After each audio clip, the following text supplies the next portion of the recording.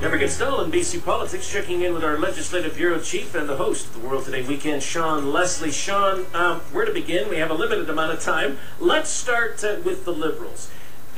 Kashi, do I have it right that the allegation is that the then Solicitor General, the top cop, lied to police investigators in the probe into shenanigans in the re-election campaign for Heed?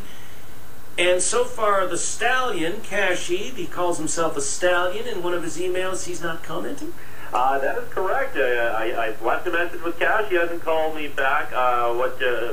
You've got the allegations exactly right. Of course, it all goes back to these very negative anti-NDP flyers that circulated in his riding during the 2009 election campaign that he'd told us, Gord, last year, and told the police he had no knowledge of. Police search warrant information released this week says that the police, frankly, did not believe him, and that somebody that they interviewed in their first investigation came back to them and said, I may not have told the entire truth the first time around. That prompted a new look, new searches of the West Vancouver Police Department headquarters, where, of course, Kashi used to be chief, and his constit office in Vancouver.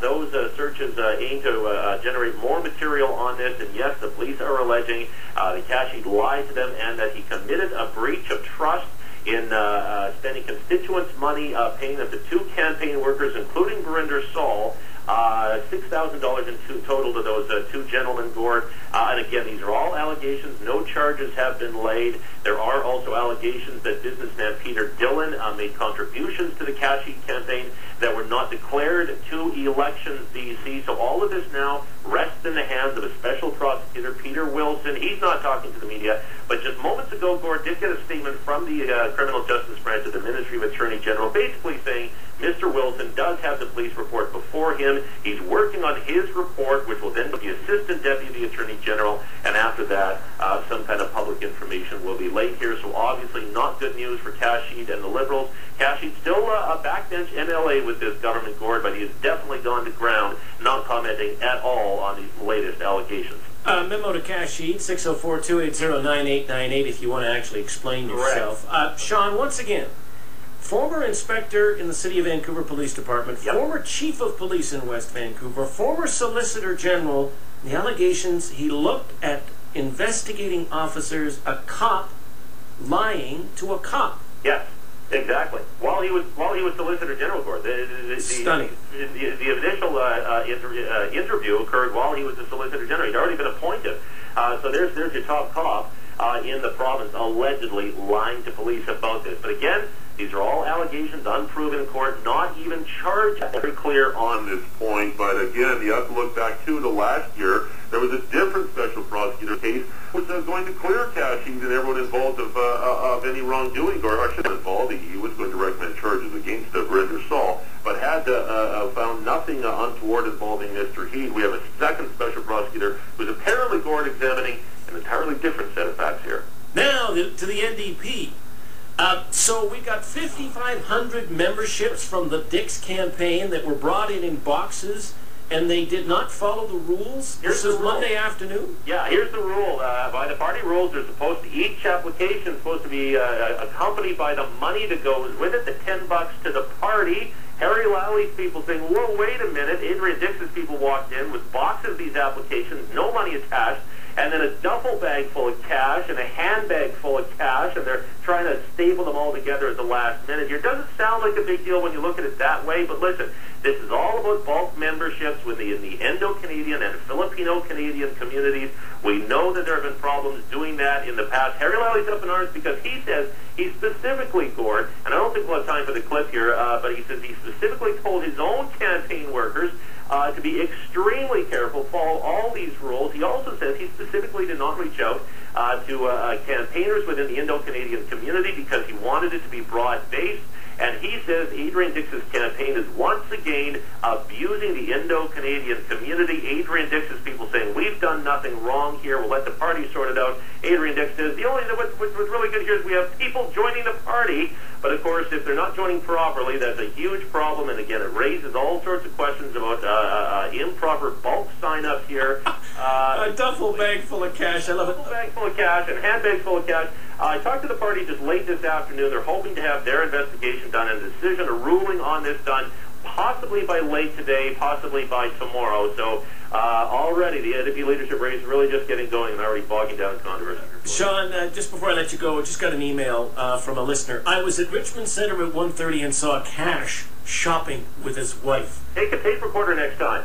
Thank you, Sean Leslie. After the break, we're going to take your calls. It never quits in BC, does it? When it comes to shenanigans. This is The World Today.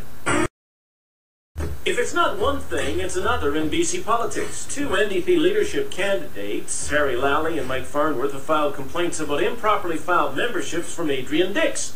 And former Solicitor General Cash Heed is under investigation by the Mounties for his alleged involvement in producing a controversial election flyer in 2009. There is certainly no shortage of drama in BC politics. It's never long before there is some kind of controversy or scandal. With the NDP and the Liberals the only real options for voters, do we ever have a prospect for a government free of scandal or corruption in BC?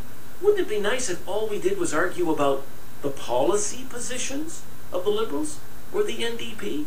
What do you think? 604-280-9898, star 9898 on your cell phone.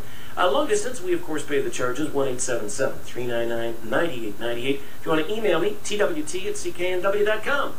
Maybe I'm just Pollyanna. Boy, wouldn't it be nice to argue about education policy or healthcare policy, or do we put the, red light cameras in? But no, we're arguing about cutting checks for things like constituency offices with government money. The Solicitor General alleged to have lied to police. Or the NDP, 5,500 memberships in the Adrian Dix camp, doesn't seem to be able to get the rules right. Maybe I'm wrong. Todd in Victoria. Todd, help me out here. I was just telling your screener it could be a provincial anthem, just like the national anthem, but it would be something that you'd hear at the circus. Yeah. How many clowns can we fit in the House of the Legislature? It's not a bad image, Todd. Thank you very much. John in Vancouver. Hi, John. You're on The World Today. Well, they had all this hoopla. We had the NDP that wrecked the province for 10 years. We had the Liberanos who lied and covering up with these BC flag dogwood fig leaves. And I'm getting sick and tired. I don't care who the hell is the Führer of one party or other, which is the biggest liar. I want somebody different who, what I change, will serve the public and won't lie to us. Okay, John, thank you very much. You and I better not hold our breath, though, when it comes to lying. Let's listen in on our Solicitor General Cash Heed, October the 6th, 2010. So it was last October the 6th. Here's Cash Heed. Are you still sticking to the story that you didn't know anything about these campaign flyers? Well, first of all, I'm not going to say much about this process because it is a legal process at this particular time. I stand by my public comments earlier, and I can tell you I will carry on speaking out on issues regarding my constituents. That's Cash Heed about 3 months ago in conversation with our Marcella Bernardo. Ken sent me an email. This is on the Cash Heed side of things. I don't get it. Why doesn't Cash just admit he made a mistake? He's learned from it, then announce he's running for the Liberal leadership. Go figure. Ken's got a good point. Let's go back to the phone line. Suk in Surrey. Hi, Suk. You're on The World Today. Hey, man. Yeah, great topic. I'm 26 years old, and ever since I started voting, all I've ever seen is the Gord Campbell government and the Liberals reigning over BC. And for the most part, yeah, things have been good or whatever, maybe I could have had a better education under NDP government, I don't know. But what I'm trying to say is that we need change. All I'm seeing the last couple of years is fraud and corruption. And, as a young voting member of the society, I'm trying to find a better choice, but I don't know where to look. And I've never seen anything other than the Liberals. And so I'm hoping, the province will wake up and hopefully, try to really pressure these leaders for some new change. And quite frankly, I'm not seeing it.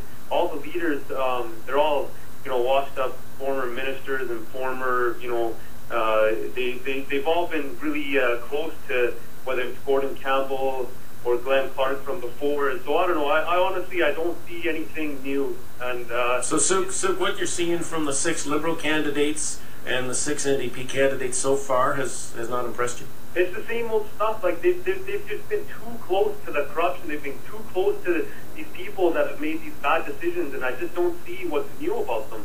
I don't know. I don't think they can be. I think they're just tainted. The fact that they've been so close before, and they've been there when these past decisions have been made. So I don't know. I don't see what's different about them, and it's unfortunate. It's kind of disheartening almost.